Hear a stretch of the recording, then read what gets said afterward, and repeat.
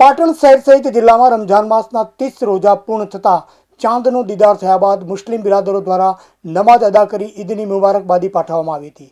આજે વહેલી સવારથી જ મુસ્લિમ બિરાદરોએ ઈદ ઉલ ફિત્ર રમઝાન ઈદ પર્વને લઈ શહેરના પશ્ચિમ વિસ્તારમાં આવેલ ઈદગાહ ખાતે મૌલવીની ઉપસ્થિતિમાં હજારો મુસ્લિમ બિરાદરોએ ઈદની નમાઝ અદા કરી અલ્લાહ તાલાની બંદગી કરી હતી। ત્યારબાદ એકબીજાને ભેટી ઈદની મુબારકબાદી પાઠવી હતી।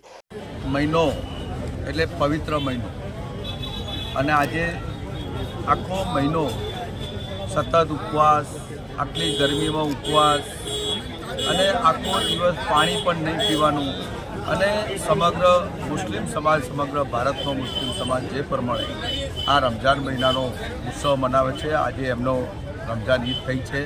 ઈદમાં આજે ઈદગાહ ખાતે મળ્યા છે। તમે જુઓ, નાનો બાળક હોય, મોટો માણસ હોય, આટલી 30, 35, 40, 45ની ગરમીમાં તડકામાં થૂક પણ નહીં ગળવું જોઈએ। આવી પરિસ્થિતિમાં જે ઉપવાસ કરે છે એ રમઝાન ઈદના તમામ મુસ્લિમ બિરાદરોને હું ખૂબ શુભેચ્છાઓ પાઠવું છું અને એમના જીવનમાં અલ્લાહ તાલા ખૂબ બરકત કરે, શક્તિ આપે અને અલ્લાહ તાલાની દુઆથી એમનું જીવન સગવર રહે એવી શુભેચ્છાઓ પણ પાઠવું છું। તો આ પ્રસંગે ઈદગાહ ખાતે ઈદ મિલન સમારોહ યોજાયો હતો, જ્યાં ઉપસ્થિત મુસ્લિમ સમાજના આગેવાનો, રાજકીય અગ્રણીઓ, કોર્પોરેટરો દ્વારા તમામ મુસ્લિમ બિરાદરોને ઈદ મુબારક પાઠવી હાર્દિક શુભેચ્છાઓ પાઠવવામાં આવી હતી।